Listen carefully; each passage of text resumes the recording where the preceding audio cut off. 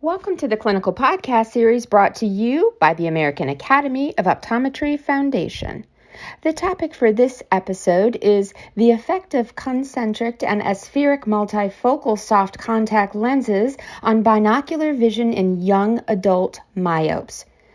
Today's episode is hosted by Dr. April Jasper, and I'd like to thank also our topical expert and editor, Dr. Maureen Plaumann.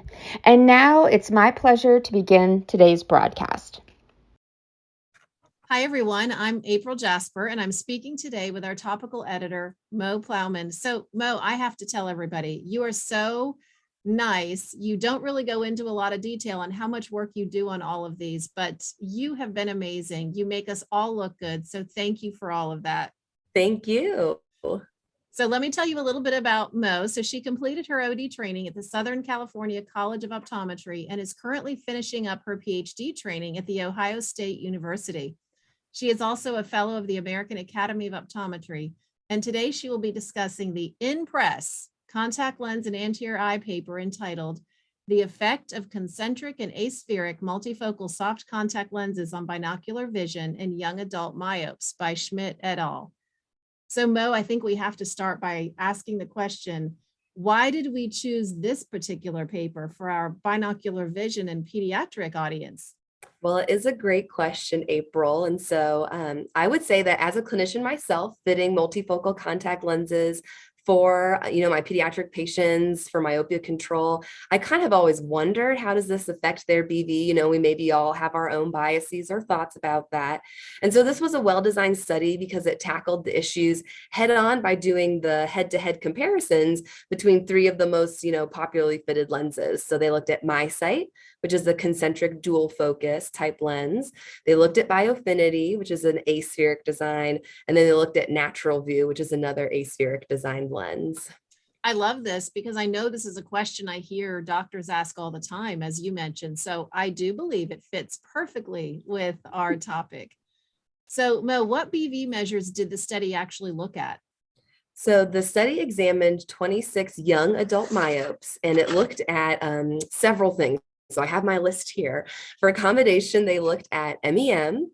They did Grand Seiko autorefractor measures at 33 centimeters. They did NRA, PRA, and then they did accommodative facility twice with plus and minus 1 flippers and plus and minus 2. For Vergence, they looked at FORIA, distance and near. And they also did near Vergence ranges in free space. They calculated ACA ratios. And then since they had this group of subjects going through the testing, they also did visual acuity at distance and near and contrast sensitivity testing. Wow, that's a pretty comprehensive assessment. So now we get to the nitty gritty. What did they find? So interestingly enough, the biggest finding wasn't really BV related. It was the distance visual acuity difference. So in particular, the Biofinity multifocal lens had about a 2-line decrease in acuity compared to the single vision contact lens. So that was definitely a notable finding. I should say all of the multifocal lenses reduced distance acuity. As far as the BV goes, there was an exophoric shift that was seen. This was greatest in the aspheric lenses, so the Biofinity and the Natural View. And then this same exo shift kind of correlated or corresponded with an increase in divergence ranges that were measured. I will say clinically, it was a fairly small shift for both the vergence ranges and the exophoric posture. It's only about 2 prism diopters. And then with accommodation, there was less lag seen with all the multifocal lenses. And then NRA was a little bit reduced with the aspheric, so kind of less accommodation needed by the individuals. But again, it was a pretty small clinical difference, about half a diopter. That's all really interesting, but I think that what most people then are going to want to know, and it's maybe your opinion, but I think it's a very good one.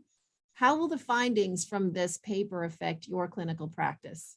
Yeah, so I will start by saying that The authors acknowledged that in their protocol, they didn't allow for any fine tuning of the sphere. So, with the distance acuity being a little bit down, there wasn't any kind of over refraction done because they were trying to be, regimented and compare apples to apples.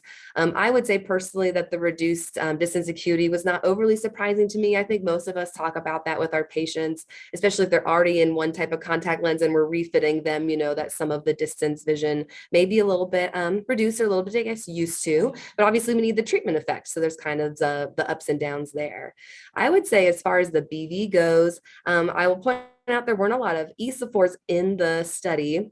Pretty much everyone was exophoric or very small ESO at near. So to me, we still don't really know how these lenses might affect ESOs. And I think I'd be more inclined to grab one of these aspheric lenses if I have that esophoric patient to kind of get anything I can do to just help relax that posture at near. These seem like they would be the ones that would do that the most of the lens options. And then lastly, as a clinician who also does vision therapy, I thought it was very interesting that the accommodative flipper performance was not affected by the multifocals. I would have thought it would be hard for the patients, to clear the +2. So if anything, I'm like, hey, if you're in a contact lens for myopia control, that doesn't exclude accommodative therapy happening at the same time. Maybe it will influence things a little bit, but should still be able to do all the testing. I love that. That is such good information. And I think it's really helpful to be able to take a clinical study like this and then turn it into what are we going to do with it. So thank you for that, Mo.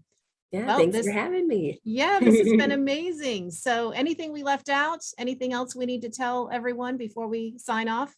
No, just it's fun being on this side of the camera. Thank you, everyone, for joining us. And a special thanks to CooperVision for their educational grant to make it all happen.